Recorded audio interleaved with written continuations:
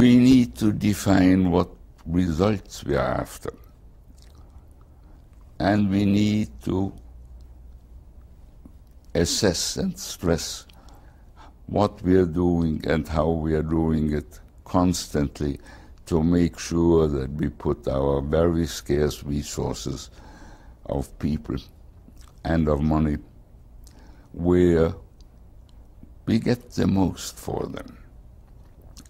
Good intentions are no longer enough. We have to be result-focused, and we have to be opportunity-focused. And so perhaps what I mean by this is best illustrated by an example. For, make it 12 years, I have been working very closely with a group of people in a major American industrial city who started out to provide mentoring for youngsters who were floundering in high school. And they very soon, after 2 or 3 or 4 years, they had an oversupply of volunteers. This makes sense to people, especially of young people who are not married yet and don't have children yet, have postponed having their own children and yet like to work with children. And so they had lots of volunteers and no financial problems, and yet they had practically no results.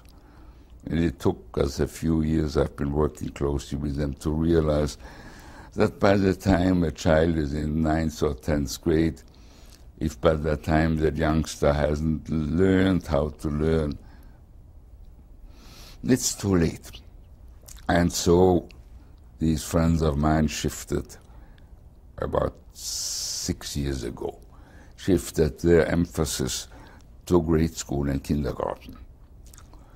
And they found out, incidentally, something we have known all along, that a child that is behind grade level pretty badly, but 3rd or 4th grade is unlikely ever to catch up. That child is discouraged, turned off. You have to get them going before they are 10.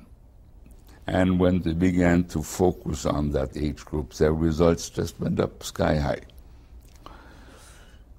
And from almost no results with 10th graders, 60% results if they begin in 2nd grade. But then it gradually took us a little time to realize that we had one group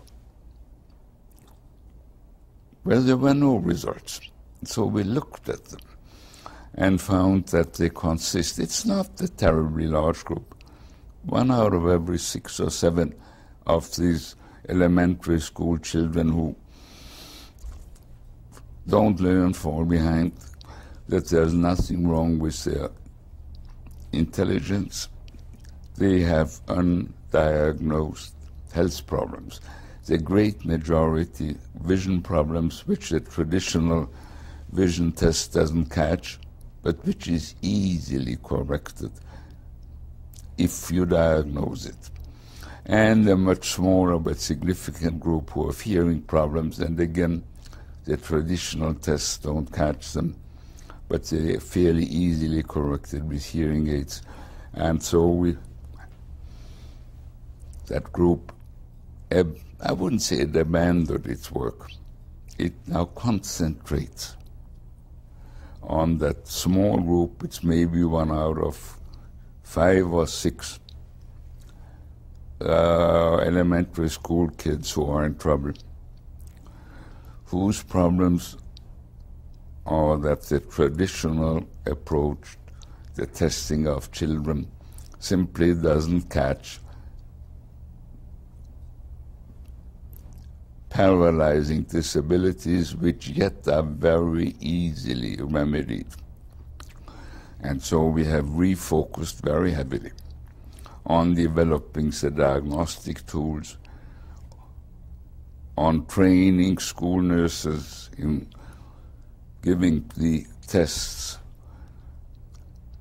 on having what is a mobile clinic, visiting schools at the beginning, at the end of each year, and testing children.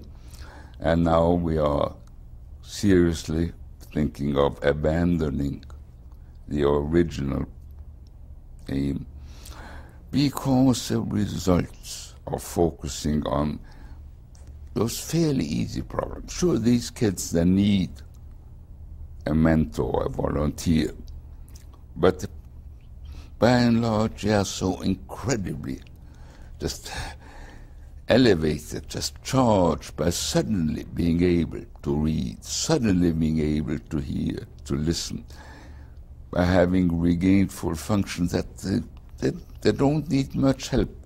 They need a cheering session. And we are just about to take this, I wouldn't say yet national, but to go beyond the community, because this is a probably not just American, a worldwide problem, but certainly very common. And by the way, not a minority problem. White, blacks, Latinos, they're fairly large. The proportions are pretty much the same. And we hope that within 5 years we'll have something that can be replicated in every school district in this country, because we are in the process of designing the very simple tools, and they would make a major difference. And I always say to them, why don't you apply for the Drucker Innovation Award? And to say, when we have the results, we will.